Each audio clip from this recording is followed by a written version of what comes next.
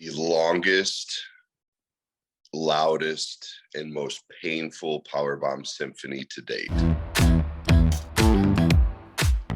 Welcome to Watch Mojo's Poppin the Culture, your weekly entertainment touchpoint. And me, well, I'm your host with the most, Mojo, of course. That's right, it's me, Mr. Hollywood himself, Matt Demers. Such a great show coming your way, as always. I'll be speaking with a professional wrestler, Wardlow. We talk all about his stay in AEW, plus the latest on what he wants to do to his former friend, MJF. Don't want to miss it. But first, we're jumping into things. Here's your Hollywood headlines. All right, as we do each and every show, we kick things off with a look at some of the more interesting developments out there in Hollywood. And this week, well, there's been a lot. I need help breaking it down. I've got Cassius Morris here with us. Hey, Cassius, how's it going? Matt, thanks for having me, man. It's an exciting week indeed to be on the show. Hey, listen, a lot went down on the Oscars, the 94th Academy Awards.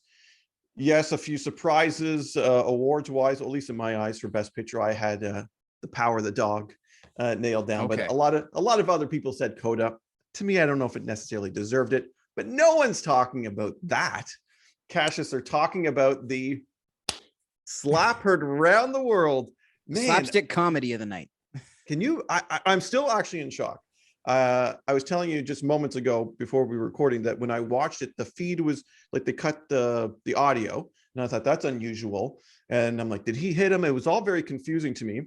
And then I've seen, as you mentioned, the uncensored versions are out there because I guess in Japan and Australia, I mean, they had the dubbing, but they didn't lose any audio, and it is uncomfortable. Will Smith just decked Chris Rock live at the Oscars. Is your mind as blown as mine? Oh my gosh. I mean, I woke up this morning trying to figure out if this actually happened. I mean, it was so bizarre. And I think the main thing that, I mean, I'm seeing on social media, or maybe I'm just personally biased because I'm wondering, was this real? Like, what the heck, Matt? Like, do you think that this was a legitimate thing or what? I do think it's a legitimate thing. I'm with you though in questioning it. Yeah. But I really do. And I think Will Smith, I mean, you could see it in his eyes. There was just fire in the man's eyes, and you could tell that Chris Rock was taken aback, and it was just like an awkward moment. I don't know if it was staged. What are they getting out of it? Are they going to get paid a lot of money to do a celebrity boxing fight? Are they going to show up at WrestleMania? It was in the back of my mind. I mean, honestly, when I first saw it, I was leaning towards this is a bit for the show. But I think now, as time's going on, and like you say, when we found the uncensored version, we see the fire in his eyes, we hear, the passion. I think that is definitely legitimate. And, I think it's a shame, though, because, I mean, a lot of people are, I think, questioning how this is going to affect the culture of the Oscars and such going forward in comedy. Yeah, and that's okay. I don't want to be that guy, but the Oscars is at a particular level compared to other award shows. Not to say that I would expect this at other award shows, but I'm thinking back to the MTV Video Music Awards. There's been scuffles. Yes. Kid Rock and Tommy Lee got into a shoving match during one of the commercial breaks. I mean, people have stormed stages. Kanye West never got physical, though. Never got physical. Yeah, but the Teen Choice Awards is like TGI Fridays compared to like Nobu being the Academy Awards. There you go. Thank you. Yeah, no, it's the Oscars. It's the Oscars. So you didn't expect to see it. So I think that's what's blowing my mind. So now the court of public opinion is upon us. Everyone's picking sides. It was Chris Rock in the wrong. Was Will Smith, because people are saying, oh, Will Smith's just defending his woman, defending his wife. But I mean, I don't know. I'm sure everyone's going to have all kinds of opinions. We'll see if this affects. My big thing is, will this affect Will Smith's career? Like, is this Well, that's what him? I'm wondering. Is it going to go beyond the court of public opinion and go to a real court? Because I mean, Chris Rock, probably not the type to press charges, but he'll probably have to be held accountable somehow for this. I can't see him just getting off scot-free and be like, oh, it happens. It doesn't really happen. Yeah, I know. People are saying, oh, maybe they'll take away his award. Maybe the Academy will take a stand. But so far, nothing. There's actually been videos of Big Willie dancing it up at the after party with his Oscar. No Jada. I didn't see Jada in the videos, and we haven't heard from Chris Rock at the time of this recording. Maybe that'll update. So Craziness at the Oscars. Who thought that's what we'd be talking about, aside from all the other stuff that we usually would? But Honestly. Coda is the big winner. That's the one that I was rooting for. I mean, I didn't see the full film, but I've seen some interview or something about how they put it together. So definitely, I thought that that was my contender. It's the feel-good movie of the list. Yeah. I think that's kind of where the voters were going towards. I still think Power of the Dog was, when you look at the true craftsmanship that goes into cinema. I gotta check that one out. But I digress. Speaking of cinema, people are eagerly awaiting a movie that's dropping right now. Maybe some people have already seen it. Maybe they're disappointed in Morbius. And I say that because the early reactions, not so good. Cassius, this is a movie. This is Jared Leto. This is based on a Marvel comic book character. It was delayed. I don't really know. I lost track of the number. It was delayed a lot because of COVID-19 and everything else. We're finally going to get it. And I don't think it's been worth the wait, at least according to a lot of people. What was your expectations? Are you even excited? Is this on your radar? It wasn't quite on my radar, but I mean, I think Marvel, in any scenario, they've set an average that it's going to have to be at a certain standard. Like I think a movie that's really good for other companies could be a bad movie for Marvel, you know? So I think that they have to adhere to that. Yeah. So for those are wondering, so this isn't, so Morbius it's based on that Marvel character, but it's done through Sony, right? So okay, Sony owns some characters, and then Disney and the MCU owns the rest. So it's kind of weird in that sense. So this is Sony. It's doing it. So it's different branches, and you know, your department calls my department, and we'll make a movie. Exactly. So what seems to be annoying a lot of people is the CGI was shoddy. I hate that, by the way. If you're gonna do 2022, really, like if you're gonna do a heavy CGI movie, which most of these superhero films are, you got to make it look good, guys. And then they're also saying a lot of so in the trailers, they tease kind of a connection to the Spider-Man Venom world. And throughout the movie, that's kind of been erased, and we only get certain teases at the end. So it looks like a bit of a bait and switch. Sizzle, no steak. Yeah. So I don't know. That's tough. I think it's a challenge. Like for me personally, Jared Leto is a challenging actor for me to watch because I don't know. I think less is more with him. You know, when I see him get into these super deep, you know, superhero characters, and we hear about his antics as the Joker, giving the gifts and the this and the that, I think it's a little far for me, but I will reserve some hope for this movie just because I don't know, Matt, have you seen it? I haven't seen it. No. So at the time of this recording, I haven't. Usually that's another bad sign, is I do film reviews, and a lot of times they want you to see the movie because they want you to review it and talk about it. If a studio doesn't reach out or doesn't make that film available, not usually a good thing. Bad sign. Oh boy. So I'll do an update when I do, because I actually will have to watch it. I'm a superhero guy. I love me some comic book movies. I don't know. I'll give it the benefit of the doubt. I'm very curious to see what you think of this. So I'm going to be tuned into the next Poppin the Culture for sure. Yeah. Okay. There we go. And then I had to throw this next topic in with you, Cassius, because you host Innersleave, the Watch Mojo music podcast. If you haven't listened or watched on SoundMojo, you got to do it. But Taylor Hawkins passing away, man. I mean, just talk about a gut punch to the music industry, the rock world. I mean, this guy, and I had just watched, speaking of movies, there's a movie called Studio 666. It's starring the Foo Fighters. It's Dave Grohl came up with the story, and Taylor was a big part of the movie. Obviously, they're all playing versions of themselves, and I didn't really know him behind the scenes. I'm a big fan of the Foo Fighters, but watching the movie, I'm like, this seems like a really cool guy. He's down. He had a lot of energy, and he's obviously playing his drums in the movie. You know, I was very impressed. And then like a week later, we find out that he's passed. I mean, how hard of a blow is this to the music world? I think it's just a really, really big one. You know, I think the Foo Fighters specifically have been lately the center of a conversation, which has sort of been trying to resuscitate an entire genre of music. Like when you talk about who's carrying the flag and moving rock and roll forward in this day and age, the first name that really comes up is the Foos, right? Yeah, absolutely.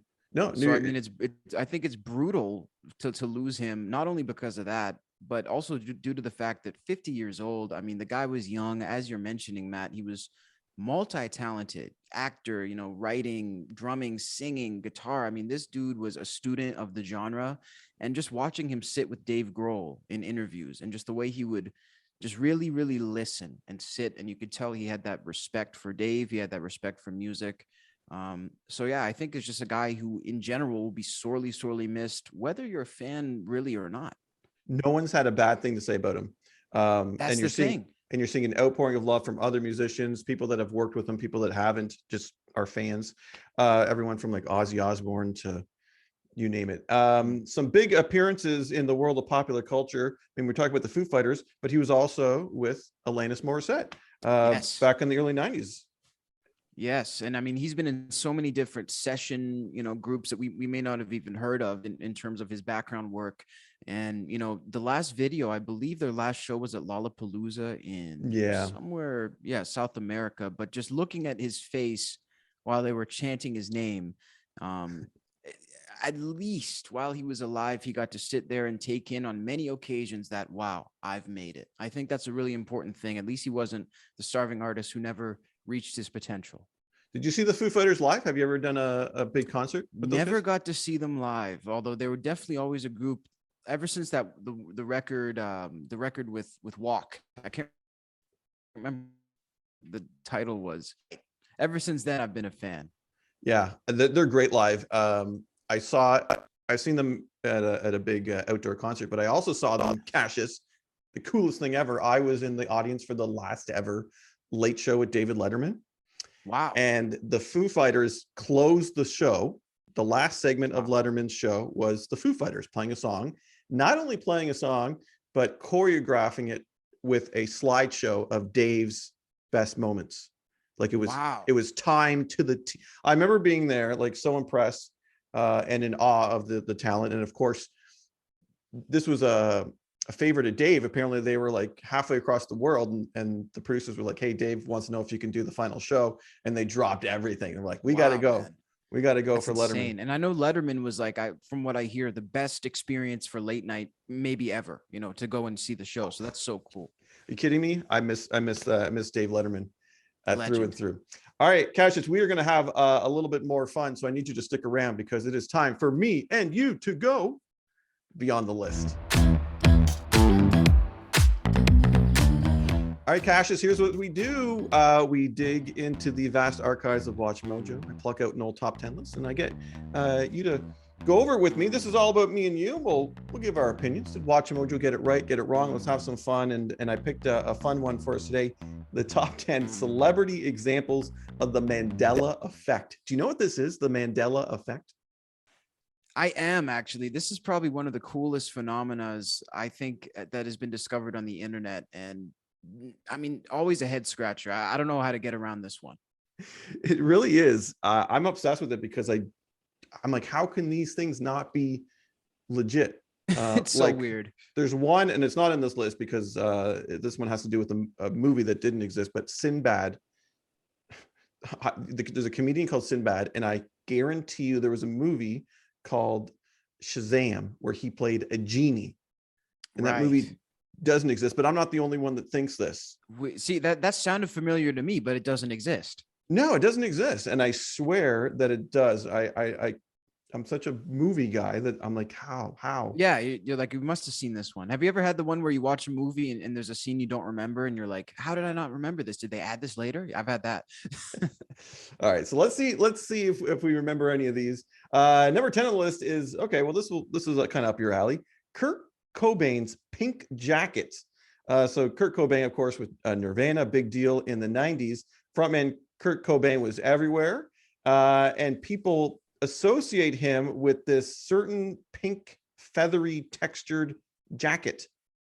I mean, I've definitely seen pictures of him in puffy type coats. So maybe the color is the mistake, but that's very odd. So apparently and I honestly, if I picture it, I can picture it. I know what. Yeah. Just reading the words, I know what they're talking about. This feathery, textured kind of like a thing, but apparently no. He hasn't worn this jacket. So bizarre. That one's gonna freak me out. We're only at number 10. Only at number 10. And by the way, Risky Business. Remember that movie with Tom Cruise and he slides in? Oh, with the yes. shades. Yes. Way back in the day. Yeah. He's in his underwear and he's doing like a lip sync. Right. I would have put money on the fact that his shirt in that scene was white. It's actually pink. What? See, Yeah. So maybe he's the pink guy and Cobain he had the white jacket. Maybe we have some, maybe it has something to do with pink. Our brains can't, maybe it's the colors are just messing us up. All right, number 9 on this Mandela Effects is John Denver's plane crash. Don Denver, a musician, his life was cut short very, well, kind of like Cobain, much too soon. Yes. He was a country singer and he passed away. And he had a homemade airplane that he was flying and it crashed. Now here's where it gets dicey, where some people think that he crashed it into a mountain rather than water, California's Monterey Bay. So people have this shared collection that it crashed into a mountain, not the bay. Could there have been 2 plane crashes? I don't think it's likely. So some people seem to think that maybe it's because his funeral was held in Colorado with very mountain-esque. So that could have caused some confusion. But no, he crashed into the water. So some people swear by it. And that's the thing. You find these people and they turn into like detectives. They'll like try to dig up all kinds of stuff.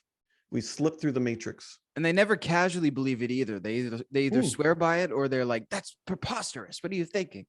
Yeah. So that one to me, I'm not 100% familiar with it, but that's where the discrepancies lie. Number 8, this one's weird to me too. Richard Simmons. Do you know who that is? He's the workout guy. What happened to that guy? Is the curly Carrot Top's father. There you go. Richard Simmons, an icon in the world of exercise videos way back in the day. The world, period. And he had like the shortest I don't know what his wardrobe was. But here's the shocking part, and this is why it's on the list. He didn't wear a headband. What? When you picture Richard Simmons, don't you picture like the curly hair? Full regalia, yeah. With the headband. The tie and everything. Maybe even the wrist ones too. Yeah, like what happened there? He's not wearing a headband? Why do we remember that? Unreal. And what's weird is you can buy, you can probably still buy it. For Halloween, they do those kind of knockoff costumes, right? Yeah. So they have a Richard Simmons, I don't know what they call it. They always have like the weird name, but they have one for Richard Simmons, and lo and behold, that costume comes with a headband, because if you want to dress like Richard Simmons, you got to have a headband. Apparently no. Apparently you don't. If you want to be authentic, don't get a headband if you're Richard Simmons for Halloween. This hurts my brain. Weird. That's weird to me. All right, number 7. Let's see what's up with this one. This one's called Mike Tyson's ear bite. Now he did bite the ear. Don't freak out. Yeah, I'm gonna say, okay, hold on a second. By the way, did you know that Mike Tyson has released gummy edibles in the shape of ears? Oh, is that real? That is amazing. Oh, it's real. I thought that was a joke. No, that's real. No, it's absolutely real. Legend. Yeah. Unbelievable. Okay, so it was Mike Tyson, Evander Holyfield. Let's see what the controversy is here. And Tyson bit Holyfield's ears. The first time the fight continued, though, Tyson received a 2-point deduction. The second time, Tyson took a chunk out of Holyfield's ear, spat it out, and the fight was stopped.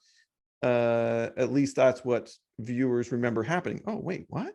That's not what happened. Apparently, in actuality, the first bite was the most severe, and the second, the fight continued for a few seconds rather than stopping immediately. Oh, so apparently he took the big chunk out of the ear the first time and spat it out rather than the second time. Huh? Okay, my theory is that maybe it's the editing that somebody showed us in some sort of reel, and maybe they showed it backwards. That's the only theory I can have. Yeah, because I mean, this is a big story, big news on all the headlines, on all your highlight reels. He took the big bite chunk, spit it. Wow. The match continued, and then he went in for a second bite and then went on for a few seconds, and then the referee stopped it. I don't remember it that way at all. I remember it the first way I described it. Interesting. Yeah, I thought he started jumping after the second one. Yeah, that's what I remember too. The Mandela effect, folks. Mandela effect. Blowing my mind. Number 6 is kind of weird. People might not remember Ed McMahon. He was the kind of sidekick announcer for Johnny Carson. He also did a lot of game shows and other things. The OG. Yeah, he was great. Big boisterous laugh and voice. Ed McMahon. He was known for a few things. One of them was giving out like this big check. Remember? So he started the jumbo checks. Yeah, and he would go. It was like a thing. You'd fill out like a sweepstakes, and he would show up at your door. Now everyone associated him with the Publishers Clearinghouse. That's the big check. No, he didn't give out the Publishers Clearing check. It was something like the American Family Publishers or something. And everyone on TV and pop culture associated him with those big door-to-door checks. He didn't. I don't even think he went door to door. They're saying. That is so strange. The brain filled in what they wanted to believe, I think. That's weird to me. And I think what's happening here is a lot of shows will do parodies of, and they'll just kind of get it wrong, but you'll remember the parody. Yeah, and I also remember, I don't know if The Simpsons did one or Golden Girls, I remember totally referenced this. Oh, no, and kidding. I think maybe you remember that, but why would they get it wrong, right? It's like the headband, right? It's like that little detail that people ran with. It's so strange. Yeah, totally do. I love this. All right, we're at the midway point. We're at the midway point. This one's weird to me, and I want you to chime in because you're the music guy. Bruce Springsteen is at number 5 in his back pocket of the Born in the USA album cover. Right, you know what I'm talking about. It's from behind. He's got something in his back pocket. It's red. Don't tell me he doesn't. He does. Okay. But I would have put money on it being a red bandana. Right. It's a hat. What? Come on. It's a baseball cap. That is a red so baseball off cap. Brand. It should have been a bandana. Well, it's on brand, I guess. It's very American of him, but man. It's so weird. Why? Why is it? How? And you know what's really weird is I went down a bit of a rabbit hole where I was watching like old award show clips, and Jimmy Fallon did a spoof of this to open the Emmy Awards, and he was singing the song. And before he went on stage, he's like, "Oh, I'm missing something," and he grabbed a bandana and shoved it in his back pocket. And that was only a few years ago. Gosh. So why is Jimmy Fallon misremembering it too? A baseball cap? He's just like us. Unbelievable. Yeah. Jeez. All right, number 4. We're sticking with a lot of music on here. This one's interesting. Michael Jackson's White Glove. The big question: what hand?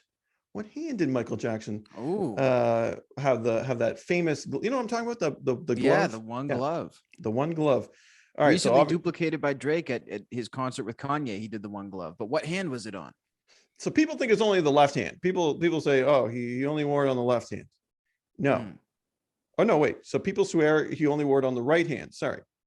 Oh, no, there's people that say both. People say right or left, and they're both wrong. He wore it on both hands. He alternated. He had a glove on the hand, and he's seen in other videos with it on the right. What? Okay, so he would just wake up one day and he'd decide, let's get crazy, put on shuffle. So all those Michael Jackson impersonators out there, right, in Vegas and Hollywood, who are sticking with the one hand, just alternate. You got to be real. They need to find out what day he would have which on which, and then there'll be a true impersonator. There you go, guys. Do some research. That's weird to me. Yeah. I wonder, and going back to Halloween, I wonder if you buy the Michael Jackson costume, which hand they have it. They probably only have one glove. It's probably only for one hand. Going deep. Weird to me. Okay. Number 3, we're going with the name Christopher Reeves. Reeves.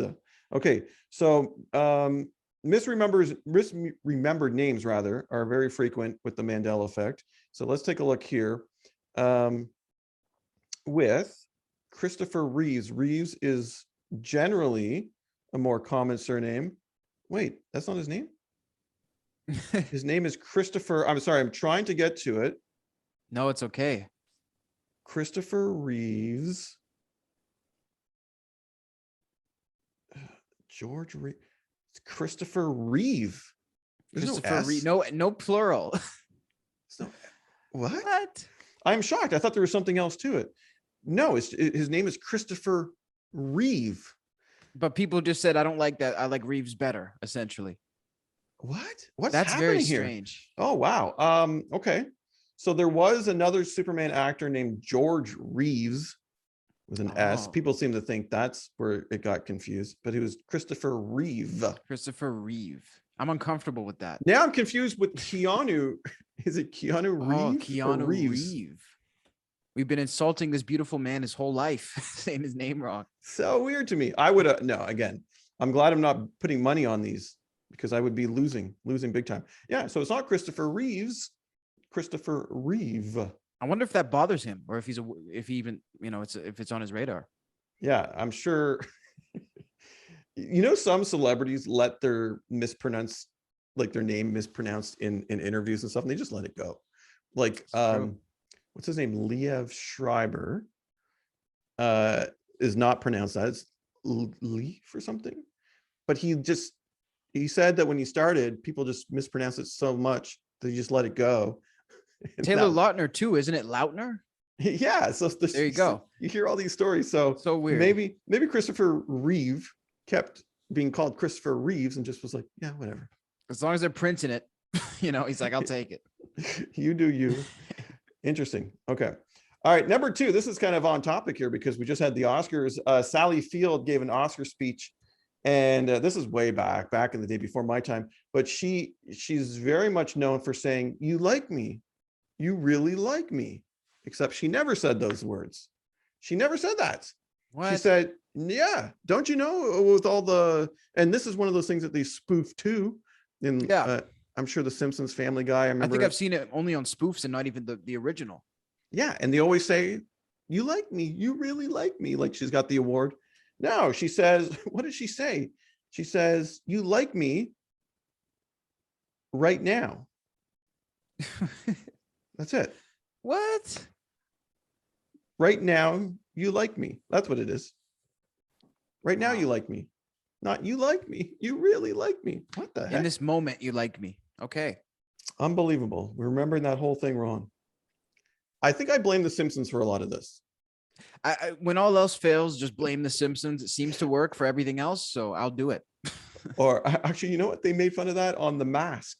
Jim Carrey, I remember, did a spoof, and I remember him going, you like me. You really like me. Interesting. Okay, number 1. Here we go. Watch Mojo's Celebrity Mandela Effect. What we're all collectively remembering wrong. Well, it would be John Lennon's Imagine suit in the Imagine video. John Lennon wearing white. Yes. Not so fast. He's not wearing white. He's not wearing a white suit. Cassius is not a white suit. Come on. It's not a white suit. What do you have to do this to me? When you think of John Lennon, and if you think of the song Imagine, you're picturing him what? Wearing all white with Yoko and all white. Yep. It's so all what the heck white. was he wearing then?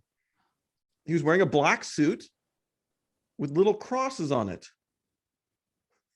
That's really weird. Is that true though? Like, it's true. Oh man. Watch Mojo's telling us it's true. Wow. It's really weird. I think maybe, is it because, the famous photo where they're walking across Abbey Road, he's wearing the white suit there? Is that why? It could be. Or maybe we're just thrown off by the fact that everything else in the room is like the piano. That is, I'm going to have to pull this up though. And then when I see it, I'll go nuts. So Yoko Ono, she was wearing white. Yeah. Okay. But not John Lennon. Guys, this is crazy. This is crazy to me. So here you go. That's why I love diving into this. There's been glitches in the Matrix, folks, and we've all gone down it. I don't trust my memory anymore. Craziness. Maybe Will Smith didn't slap. Yeah, who knows? Maybe he gave him a kiss on the cheek. Who knows? Who knows what a couple of years now we'll be like, what? You never know at this point. It's not what I remember. Hey, Cassius, this has been so much fun. Thank you so much for joining us today. Thanks, Matt.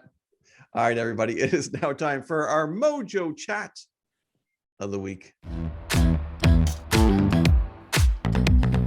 AEW, All Elite Wrestling, has been introducing all kinds of new talent and, dare I say, future super megastars.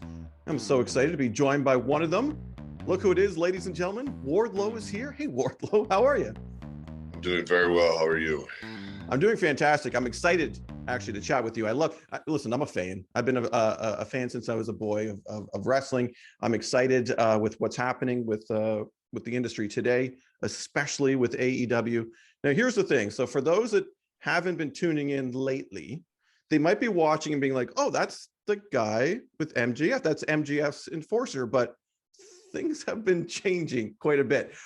Fill us in on what's happened inside the ring with you in particular, and where you're at right now with MJF. Yeah, for almost 3 years, I've been MJF's bodyguard, and I have been contracted to MJF. And, after years of some disrespect, and once he puts his hands on me, contract or no contract, enough was enough. So I went ahead and basically quit, and was hoping he would just release me from the contract and we could go our separate ways like men. But clearly MJF is not as intelligent as he claims, and now is trying to make my life hell. So I'm trying to deal with MJF. I, in return, am going to make his life hell, and then hopefully be able to work something out with AEW. MJF, probably the most hated man in wrestling. So I think, and I smile not at your misfortune here with MJF. I smile because I think to the future of what you can do to him in the ring if you do get your hands on him. What's in MJF's future when Wardlow gets a hold of him? The longest, loudest, and most painful powerbomb symphony to date. I'm buying that ticket. And by the way, does he only have that one scarf, or does he have several of the same? I hate that scarf that he wears. As far as I know, there's only two, and I'm planning on getting my hands on one. Do me a favor, rip it up. I'm tired of seeing you. Okay, let's rewind a little bit and go back to Wardlow's introduction to wrestling. Is this always been a dream of yours to do, or how did this start? Like, take me to your rise to between the ropes, if you will.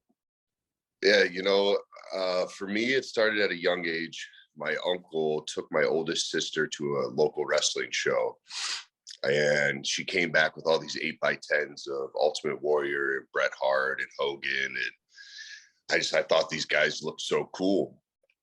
So I finally went over to my uncle's house, and he played a wrestling tape for me, and it was like WrestleMania 9 or a Royal Rumble like 93 or something.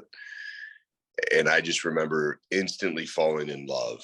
And I remember seeing Bret Hart and just thinking he was the coolest thing I'd ever seen in my life. And as a child, the only thing I wanted, two things as a child: a Batmobile, and to be sitting front row and have Bret Hart put those glasses. Oh, when you do it to the kids, yeah. Oh my God, I was like that. I was literally, my life would have been made. That could have happened as a child, and it just, I don't know, man. There's something about him that just made me fall in love with wrestling, and I just never looked back. Yeah, there's an it factor to a lot of those guys you mentioned, Bret Hart being one of them, who, I mean, his moniker is the best there is, best there was, the best there ever will be. I don't think too many people will dispute that.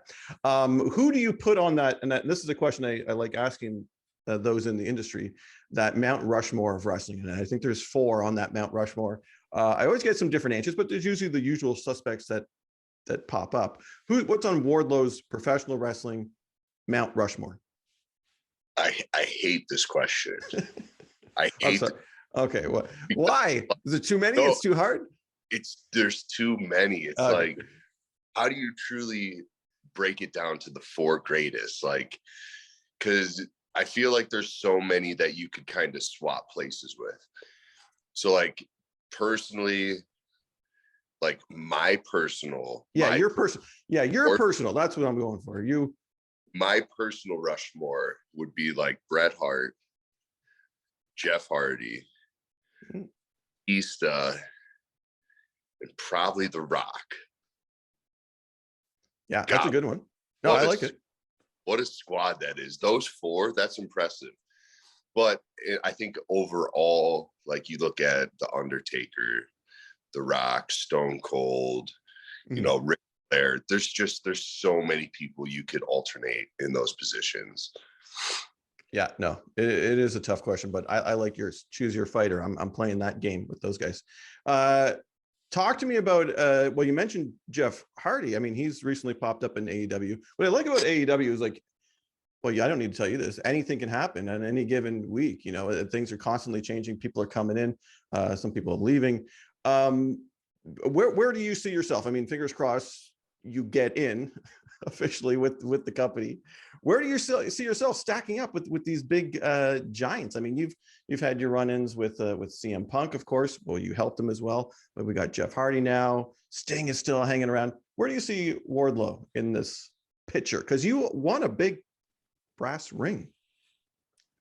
Yeah, which unfortunately went to waste a week later, thanks to Max. But so once I'm officially there, and once I get past this Max thing and hopefully get where I'm supposed to be, I just hope all these guys, all these legends, and all these guys that started at the top are having fun.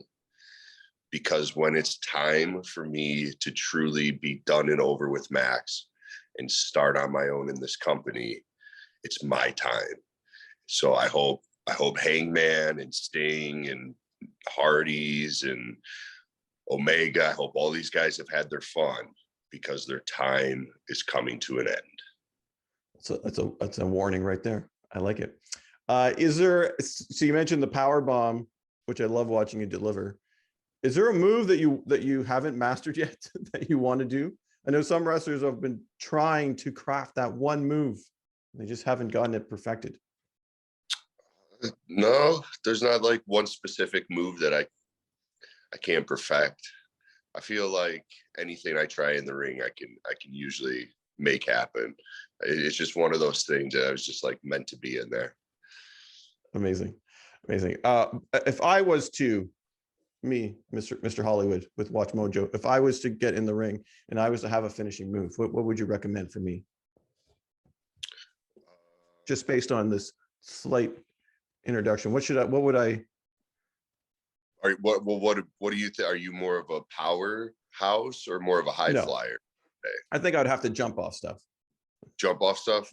So in my opinion, the best high flying move in the world is the Swanton Bomb. Do you think you pull that off? I think with some training, and yeah, I think so. Some good medical insurance, I could probably put that on my resume. I feel like we need to have a follow-up video. Okay, I'll be sure to tag you in that.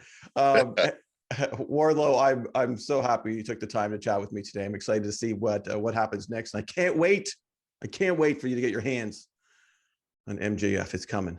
I can feel it. Hey, thanks so much. Really appreciate it, Wardlow. Thank you, man. Yeah, I'm getting my hands on MJF. It's the last thing that I do. All right, well, that's going to do it for another episode, everybody.